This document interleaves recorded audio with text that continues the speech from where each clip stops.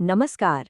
चलिए आज भारत में व्यापार और बाजारों की एक बहुत ही लंबी और दिलचस्प कहानी को समझते हैं।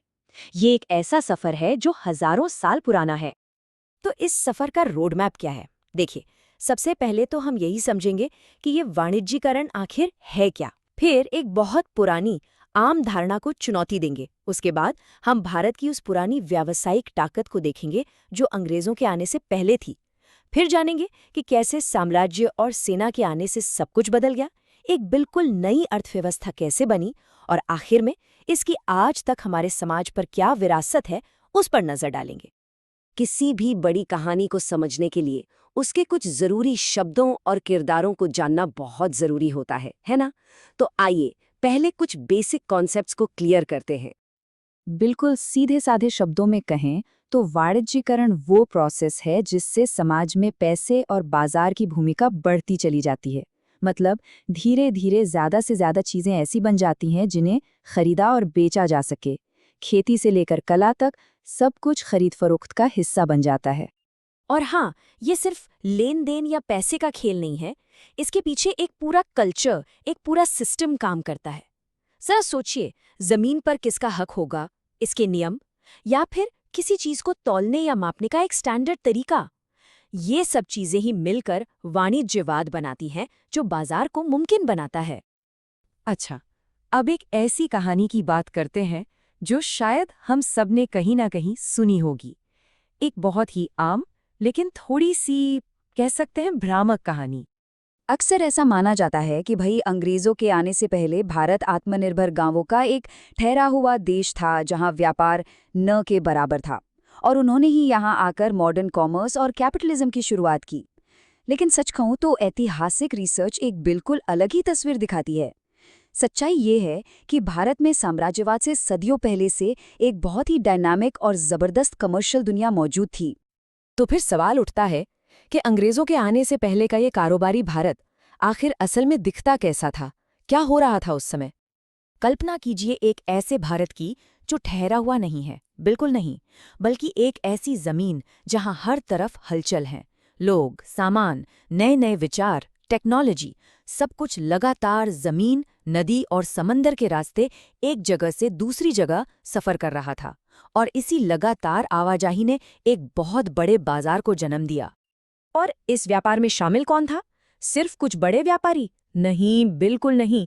बुनकर से लेकर किसान तक, तेल पेरने वाले से लेकर चरवाहे तक, चलते फिरते कारीगरों से लेकर सैनिकों तक, मतलब समाज का लगभग हर तबका किसी न किसी तरह से इस बाजार से जुड़ा हुआ था।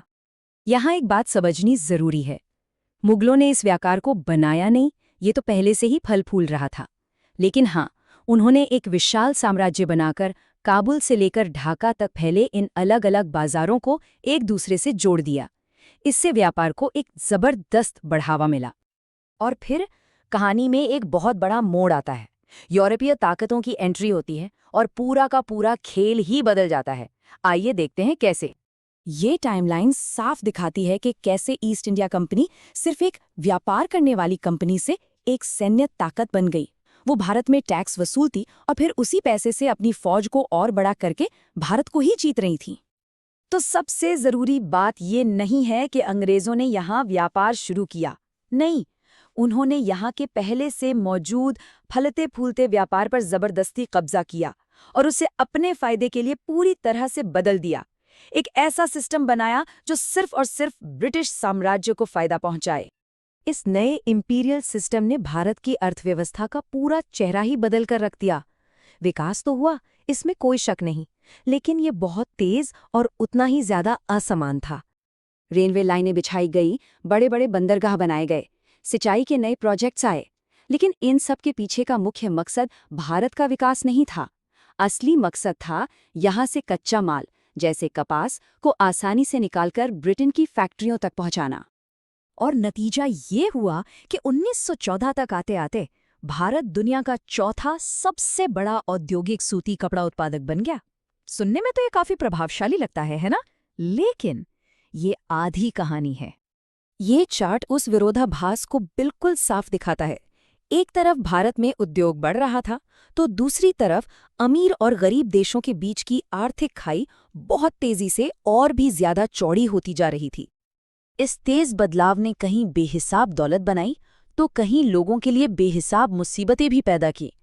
और यहीं से एक बहुत बड़ा और जरूरी सवाल खड़ा होता है। देखिए, इस पूरे बदलाव का जो असर हुआ ना, वो सिर्फ इतिहास के पन्नों तक ही सीमित नहीं है। इसकी जड़ें आज भी हमारे समाज को, हमारी दुनिया को आकार दे रही हैं। इस प्रक्रिया ने समाज में बहुत गहरी छाप छोड़ी। लोगों के एक जगह से दूसरी जगह जाने के नए तरीके बने, जैसे गिरमिटिया मजदूरी। जमीन जो कभी सबकी हुआ करती थी, अब खरीदी बेची जाने वाली चीज बन गई। देश के कुछ हिस्से ज्यादा अमीर हो गए, कुछ और गरीब, और पुराने ताकतवर लोग नए कानूनों के तहत भी ताकतवर बने रहे।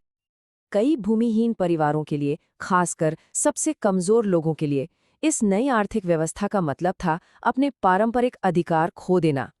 अब वो सुरक्षा की जगह शोषण, कॉन्ट्रैक्ट और तरह-तरह के बंधनों पर निर्भर हो गए थे। 20वीं सदी के अंत का ये कड़वा सच दिखाता है कि जब बाजार का दबाव, कर्ज और फसल की बर्बादी एक साथ आते हैं, तो उसकी कितनी भयानक मानवीय कीमत चुकानी पड़ती है।